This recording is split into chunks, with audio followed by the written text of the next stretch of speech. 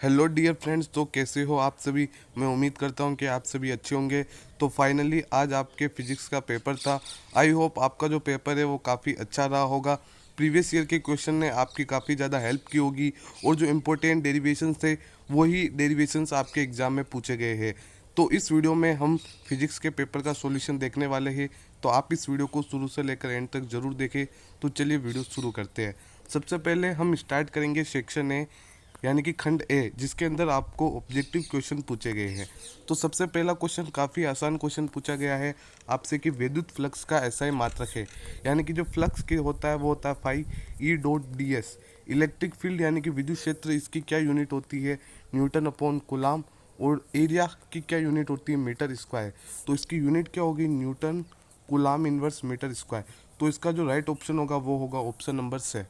इसके बाद जो सेकंड क्वेश्चन है वो पूछा जा रहा है कि आर दूरी पर रखे दो बिंदु आवेशों के मध्य कार्यरत बल का मान F है। यदि उनके मध्य की दूरी 2r कर दी जाए तो बल का मान होगा। तो देखिए इस क्वेश्चन को समझिए कि F जो होता है वो किसके प्रोपोर्शनल होता है, 1/r² के। अगर r दूरी पर रखते हैं तो दो बिंदु आवेशों के मध्य कार्यरत बल का मान F है। यदि उनके मध्य की दूरी 2r कर दी जाए तो बल का मान होगा। मान लेते हैं कि वो जो बल होगा वो होगा एफ डैश, और अपन दूरी कितनी कर रहे हैं, 2r। तो ये 2r, इसका होल स्क्वायर। अब अपन क्या कर सकते हैं, इन दोनों को डिवाइड कर सकते हैं। f अपॉन में एफ डैश, तो ये आ जाएगा 1/r² into 4r² divided by 1। r² से r² कैंसिल, यानी कि f अपॉन में एफ डैश जो आ रहा है वो आपका आ रहा है 4/1। एफ डैश क्या है, अपना नया फोर्स जो कि 2r दूरी पर लगेगा। तो एफ डैश क्या हो जाएगा अपना F/4। यानी कि काफ़ी आसान क्वेश्चन पूछा गया है आपको। तो इसका जो राइट आंसर होगा वो होगा आपके ऑप्शन नंबर से। इसके बाद थर्ड ऑब्जेक्टिव क्वेश्चन आपसे पूछा जा रहा है कि संधारित्र में संचित ऊर्जा किस रूप में रहती है। तो ये क्वेश्चन भी काफ़ी सिंपल है और डायरेक्ट पूछा गया है। तो इसका जो आंसर रहेगा वो रहेगा ऑप्शन ब, स्थितिज ऊर्जा के रूप में। इसके बाद अगला क्वेश्चन है, इसके अंदर पूछा जा रहा है आपको एमीटर का पाठ्यांक है। तो ये जो न्यूमेरिकल है वो काफ़ी सिंपल न्यूमेरिकल है। ये जो व्हीटस्टोन ब्रिज दिखाई दे रहा है आपको, वो क्या है, संतुलित अवस्था में है। तो आप क्या कर सकते हो, ये जो रेसिस्टेंस है इसको आप शॉर्ट सर्किट कर सकते हो।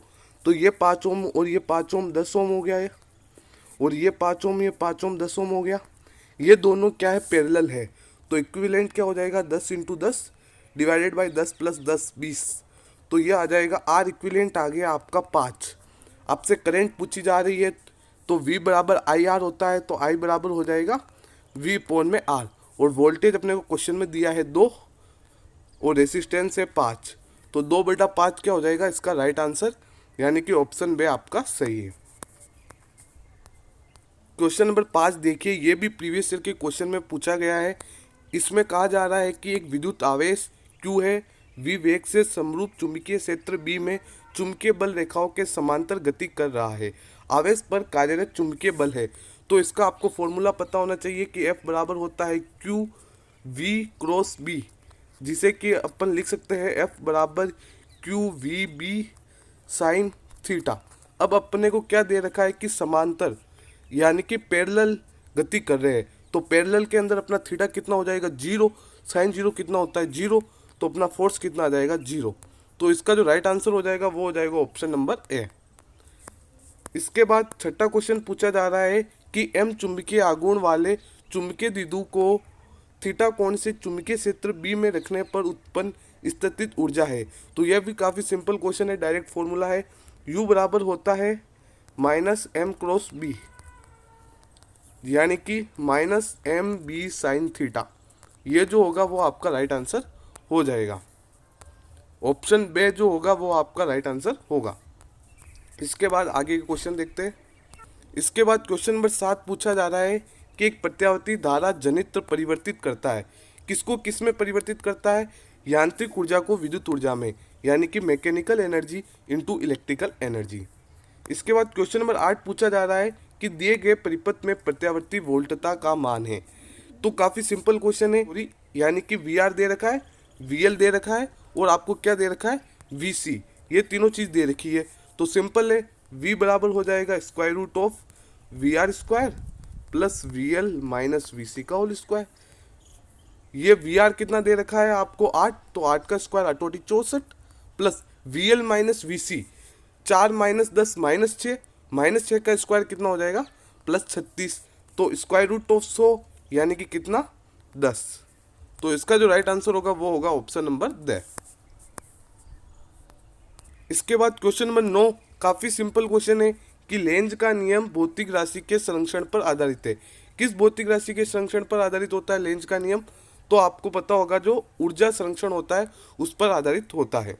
10वां क्वेश्चन है कि क्लाइस्ट्रॉन या मैग्नेट्रॉन द्वारा उत्पन्न किया जाता है। मैंने कहा था इलेक्ट्रोमैग्नेटिक वेव काफ़ी सिंपल क्वेश्चन है, आपको सिर्फ वेव्स के बारे में पता होना चाहिए। तो इसका जो राइट आंसर होगा वो होगा ऑप्शन नंबर है सूक्ष्म तरंगों का। इसके बाद 11वां क्वेश्चन है कि F1 और F2 फोकस दूरी वाले दो पतले लेंसों को एक दूसरे के संपर्क में रखने पर संयोजन की प्रभावी फोकस दूरी होगी। तो इसका आंसर होगा 1/f बराबर 1/f1 प्लस 1/f2। तो F बराबर हो जाएगा F1 into F2 divided by F1 plus F2, यानी कि ऑप्शन दे जो होगा वो राइट होगा। इसके बाद अगला क्वेश्चन है कि प्रकाश तरंगों की अनुप्रस्थ प्रकृति होने की पुष्टि होती है। तो बहुत सिंपल आंसर है इसका, किसके द्वारा होती है अनुप्रस्थ प्रकृति होने की पुष्टि? ध्रुवण के द्वारा। इसके बाद अगला क्वेश्चन है कि एक फोटोन की ऊर्जा 18 इलेक्ट्रॉन वोल्ट है और धातु का जो कार्यफलन है वो 8 इलेक्ट्रॉन वोल्ट है। इसके निरोधी विभव का मान होगा। तो इसका सिंपल आंसर बताता हूँ, E बराबर होता है हाफ mv² प्लस W0। आपको क्या पूछा जा रहा है? निरोधी विभव का मान बताना है और आपको कार्यफलन दे रखा है 8 इलेक्ट्रॉन वोल्ट। तो इसका जो राइट आंसर होगा वो होगा आपके ऑप्शन नंबर से 10 वोल्ट। ये जो क्वेश्चन है वो आइंस्टाइन का फोटो इलेक्ट्रिक इक्वेशन है उस पर बेस्ड है, तो इसका आंसर होगा आपके 10 वोल्ट। इसे आप ऐसे भी समझ सकते हैं कि E बराबर H new note plus W note. E दे रखा है आपको 18 इलेक्ट्रॉन वोल्ट, W0 आपको निकालना है, एच न्यू नोट है 8 और ये W0, तो ये हो जाएगा 18 माइनस 8 कितना होता है 10। तो आपको क्या करना है, सिंपल सी आइंस्टाइन फोटो इलेक्ट्रिक इक्वेशन लगानी है और इसका आंसर लेके आना है। अगला क्वेश्चन है कि हाइड्रोजन परमाणु की निम्नतम अवस्था की ऊर्जा -13.6 इलेक्ट्रॉन वोल्ट है। इस अवस्था से इलेक्ट्रॉन को मुक्त कराने के लिए आवश्यक न्यूनतम ऊर्जा होगी। तो इस क्वेश्चन का जो राइट आंसर होगा वो होगा ऑप्शन नंबर ब प्लस के 13.6 इलेक्ट्रॉन वोल्ट। इसके बाद अगला क्वेश्चन है आपका 15वां कि बोर के अभिग्रहित के अनुसार निम्नांकित भौतिक राशि क्वांटीकृत है। तो बोर का जो नियम है वो कोणीय संवेग पर आधारित है, तो ऑप्शन है राइट होगा। अगला क्वेश्चन है कि नाभिक की बंधन ऊर्जा किसके बराबर होती है? तो ये भी काफ़ी सिंपल है, नाभिक की द्रव्यमान शक्ति के, क्योंकि डेल्टा E बराबर होता है डेल्टा mc²। अगला क्वेश्चन देखिए, ये क्वेश्चन तो मैंने आपको कम्युनिटी पोस्ट पर भी डाला था कि n प्रकार के अर्धचालक में बहुसंख्यक धारावाहक कौन होते हैं? वो होते हैं हमारे इलेक्ट्रॉन्स। अगला क्वेश्चन है कि परम शून्य ताप पर नेज अर्धचालकों की चालकता होती है। तो काफ़ी अच्छा क्वेश्चन पूछा गया है, इसका राइट आंसर होगा आपके ऑप्शन नंबर है शून्य। परम शून्य ताप पर जो नेज अर्धचालक होते हैं उसकी चालकता शून्य होती है। अगला क्वेश्चन देखिए, रिक्त स्थानों की पूर्ति कीजिए वाले है। पहला क्वेश्चन है कि विद्युत द्विध्रुव के कारण उसके अक्ष पर तीव्रता दूरी के व्युत्क्रमानुपाती होती है। E बराबर होता है 2kp/r³, यानी कि दूरी के क्या होती है? घन के व्युत्क्रमानुपाती होती है। दूसरा क्वेश्चन है कि प्रति एकांक विद्युत क्षेत्र के अववाह्य वेग का परिमाण किसके बराबर होता है? तो ये भी काफ़ी सिंपल है, म्यू बराबर होता है Vd/E, जिसे कहते हैं म्यू यानी कि गतिशीलता। तो इसका राइट आंसर होगा गतिशीलता। अगला क्वेश्चन है कि गैल्वेनोमीटर को एमीटर में रूपांतरित करने के लिए इसके पार्श्व क्रम में क्या जोड़ते हैं? तो काफ़ी सिंपल है, अपन क्या जोड़ेंगे? शंट। अगला क्वेश्चन है कि अनुचुंबकीय पदार्थ के लिए चुंबकीय प्रवृत्ति का मान आपको बताना है क्या होता है? अधिक और धनात्मक होता है। अगला क्वेश्चन है कि प्रेरित विद्युत वाहक बल का जो परिमाण है वो परिपथ के में समय के साथ होने वाले परिवर्तन की दर के बराबर होता है। E बराबर होता है dφ/dt, यानी कि फ्लक्स में परिवर्तन के बराबर होता है। अगला क्वेश्चन है कि शुद्ध प्रेरकत्व युक्त प्रत्यावर्ती परिपथ में प्रत्यावर्ती धारा प्रत्यावर्ती वोल्टता से कितने कला कोण से पीछे रहती है? तो ये भी सिंपल है, π/2। जब सोडियम लैंप का प्रकाश पोलराइड शीट से पारित होता है तो इसकी तीव्रता कितनी हो जाती है? तो इसकी जो तीव्रता है वो आपकी आधी हो जाती है। अगला क्वेश्चन है कि लिनार्ड के प्रेक्षण में दो इलेक्ट्रोडों वाली निर्वातित कांच की नली में उत्सर्जक पट्टिका पर फिल इन द ब्लैंक्स विकिरणों को आपतित करने पर परिपथ में धारा का प्रवाह होता है। ये क्वेश्चन आप मुझे कमेंट बॉक्स में लिखकर बता सकते हैं। अगला क्वेश्चन है कि न्यूट्रॉन की खोज का श्रेय किसको जाता है? तो जेम्स चैडविक जो है उन्होंने न्यूट्रॉन की खोज का श्रेय जाता है। अर्धचालकों की प्रतिरोधकता कितने ओम मीटर से कितने ओम मीटर के बीच में होती है? इस क्वेश्चन का आंसर भी आप मुझे कमेंट बॉक्स में लिखकर बताइएगा। अगले क्वेश्चन देखिए, निम्नलिखित प्रश्नों के उत्तर आपको 1 से 2 पंक्ति में देने हैं। पहला क्वेश्चन है कि वैद्युत द्विध्रुव आघूर्ण को परिभाषित कीजिए। मैंने कहा था ये डेफिनेशन इंपॉर्टेंट है और प्रीवियस ईयर के क्वेश्चन में भी पूछी गई है। अगला क्वेश्चन है कि दिए गए परिपथ में ए तथा बी बिंदुओं के मध्य तुल्य धारिता ज्ञात कीजिए। देखो ये जो क्वेश्चन है काफी सिंपल क्वेश्चन है, आपको संधारित्र का संयोजन पता होना चाहिए। 1 पिकोफेरेड और 2 पिकोफेरेड ये दोनों किस में कनेक्टेड है? पैरेलल में। जब भी क्या होते हैं अपने संधारित्र पैरेलल में कनेक्टेड होते हैं तो उन्हें अपन डायरेक्ट जोड़ लेते हैं। तो ये हो गया 3 पिकोफेरेड। अच्छा सॉरी यहाँ पर गलती हो गई है, 1 पिकोफेरेड और 2 पिकोफेरेड समांतर क्रम में है तो इसका जो संयोजन होगा वो कितना होगा? ये बिल्कुल सही है, इनका जो संयोजन होगा वो 3 पिकोफेरेड होगा और फिर 6 पिकोफेरेड और 3 पिकोफेरेड श्रेणी क्रम में है तो इनके अंदर आप फॉर्मूला लगाएंगे 6 × 3 डिवाइडेड बाई 6 + 3 तो 6 × 3 18 और 6 + 3 कितना होता है? 9। तो 9 दूनी 18 तो ये कितना आंसर आ जाएगा? 2 पिकोफेरेड। इस तरह से आपको इस क्वेश्चन को सॉल्व करना था। क्वेश्चन नंबर 3 पूछा जा रहा है कि दिए गए चित्र में गलत चुंबकीय क्षेत्र रेखाएं दर्शाई गई है, पहचानिए कि इसमें क्या गलती है।